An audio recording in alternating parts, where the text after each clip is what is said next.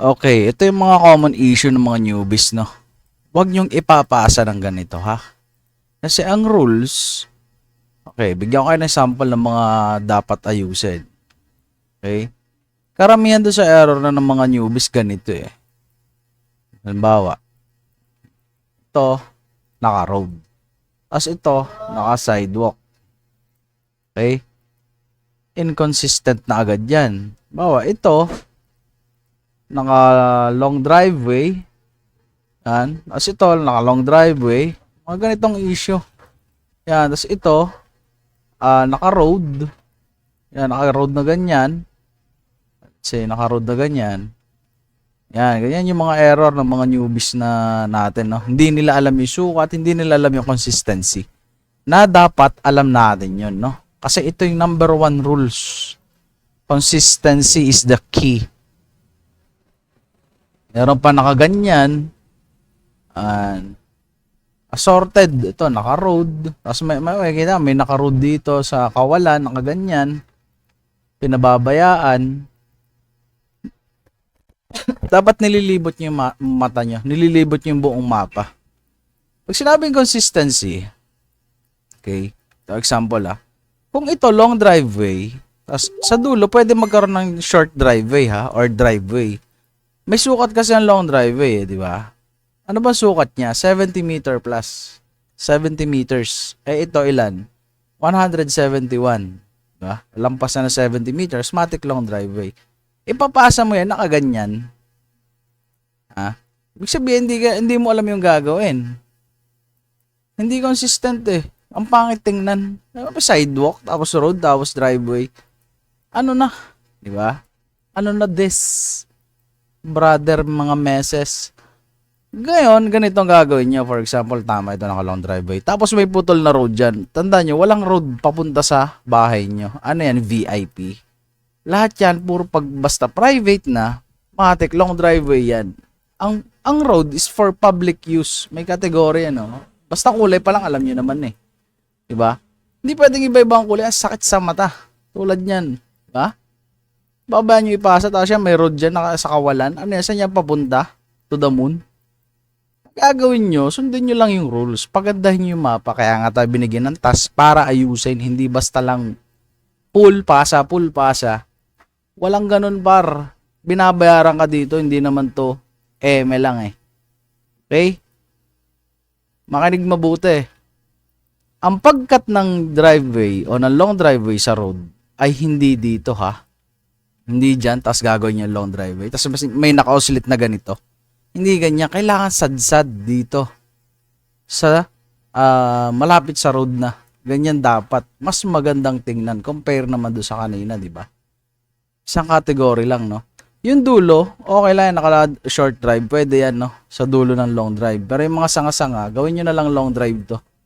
Ganyan. Huwag yun ang gawing short drive. Kasi pangit tingnan. Sa dulo, okay lang. O, ito, halimbawa, yan, nakita nyo. Naka-road. Huwag yung ikakat lang dito ng basta, tapos merge. Ganyan. Huwag ganyan. Ang pangit nito, Kailangan, sad-sad dito sa road. Ganyan ang driveway, ang entrance. Laging sad-sad ang cut. Okay? O, ito. Magkakalong driveway yan. May sinukatan mo ba? Diba? 28 meters lang. Simatic short drive yan. Or driveway lang. Ayan, driveway. Pwede mo right click. O, driveway. Palitan mo ng kategory. O, ito. Sukat. Diba? Tapos makikita mo, naka-sidewalk yan. Walang ganun, bar. Kailangan ayusin nyo. Walang ganun. Parang di kayo nag-review eh. Nakailang pasa na tayo na reviewer, pati sa exams, alam nyo naman, naituro na din naman yung consistency. Diba? Tsaka, halimbawa, long drive to halimbawa. Ito. Bigyan pa example Palitan natin to ng driveway kasi ito yung tamang category niya. Driveway, yan. May nakikita pa tayo na ganito eh. Naka long drive na doon, tapos sa entrance, may naka short drive or driveway. Walang ganun par. Basta may long drive dyan, matik yung entrance, long drive na yan. Walang entrance na short drive, tapos long drive. Unless, ganito, pwede to, unpaved, diba? Pag sinabing unpaved driveway, hindi sementado. Unpaved, hindi sementado. Pag sinabing paved, sementado. Okay, okay. Kita nyo na, may dam, oh. Kasi dito, sementado. Ayan, mix, pwede yan, no? Pero yung isang sementado lahat, tapos, imimix mo ng iba-ibang kulay, aba, ano yan, Christmas light? Aba, ano yan, di ba?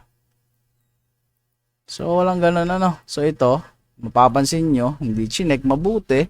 Unpaved driveway. Tama yung kapitbahay natin, pero itong may-ari ng task na to, na basta na lang ipinasang hindi alam ang gagawin, walang ganun, bar.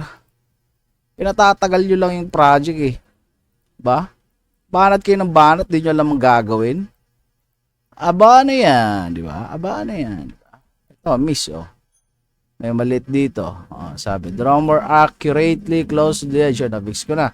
Ito yung pushback. Nakasulat sa taas, pushback. Naipasa na to ng unang labeler na mali-mali ang gawa. Kinomentan. Ito yung comment and checker. Pag nawala yung comment, for example, nag-control di ka, nawala. Yan, topology na to.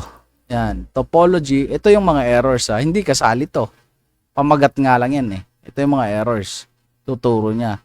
Pag nawala yung comment ng checker, hindi nyo makita. Alt-S lang. Same lang yan sa exam. Nakalagay naman doon Alt-S, diba? Kaya yung iba, hindi na-fix yung comment ng checker kasi nga, pagka-control T, nawala na yung comment ng checker, hinahayaan na, pinapasa na. Yan, palitan natin to ng unpaved unpaved long driveway dapat to, eh. Kaso unpaved driveway lang yung ginawa. 130, oh. Unpaved long drive to. Ayan. Ayan, unpaved long drive. Kahit dito. Oh. So, re-report natin to. Sabihin natin dyan. Unpaved long drive.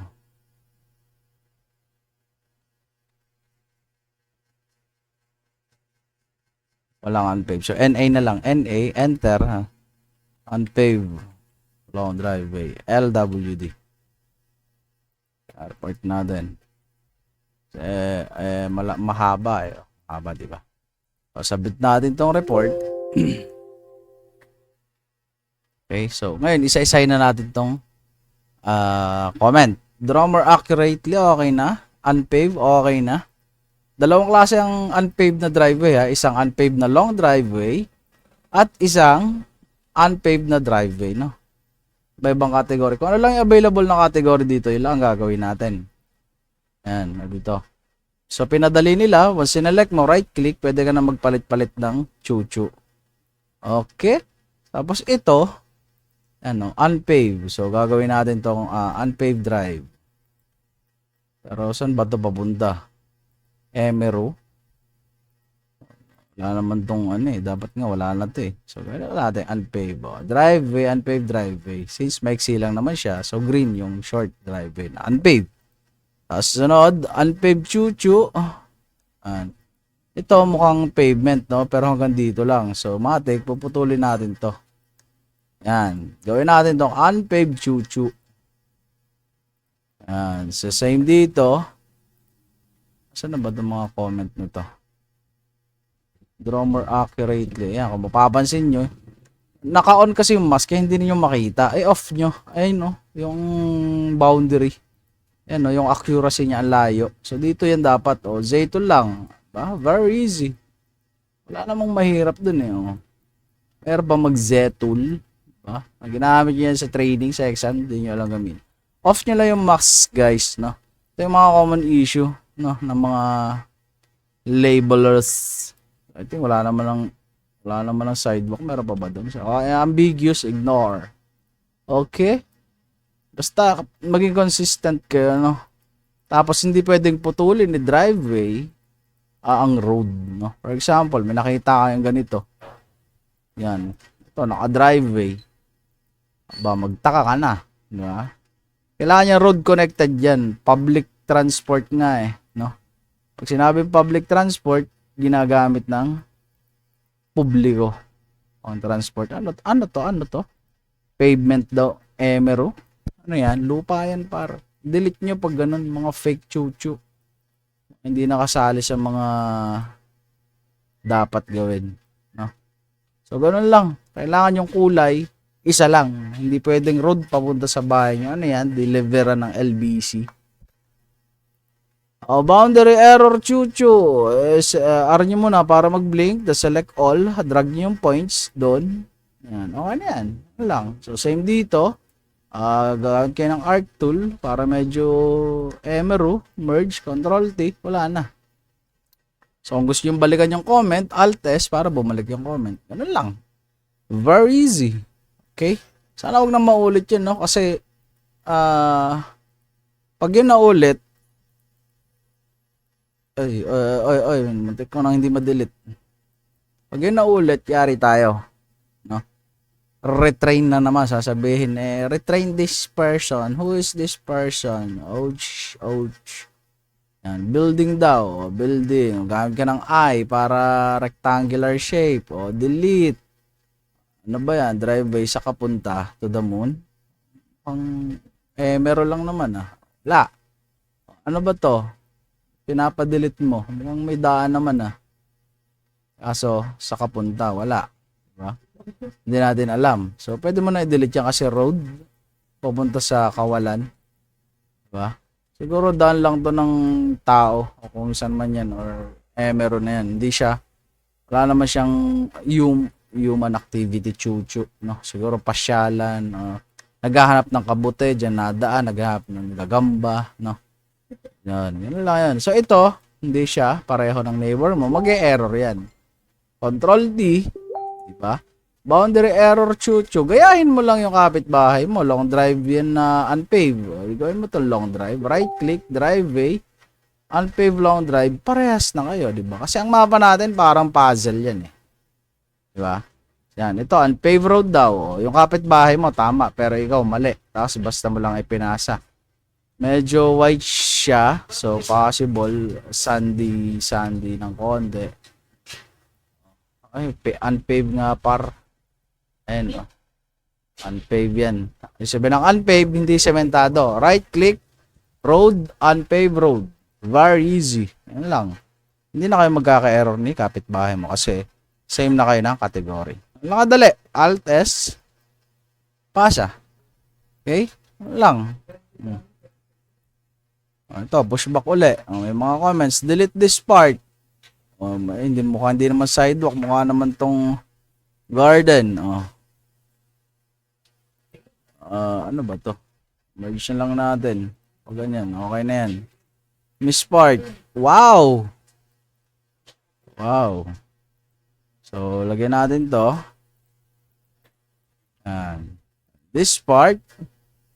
Delete this. Wow! Wow, okay, comment mo para. Sino kaya to? Super Aussie ano to, demo? Ayan. Okay, delete this part daw. Saan dadaan yung tao? Ano yan, putol? Sige, delete natin. Pero hindi na. Yung ganito, guys. Ano na yan? Cute ng comment.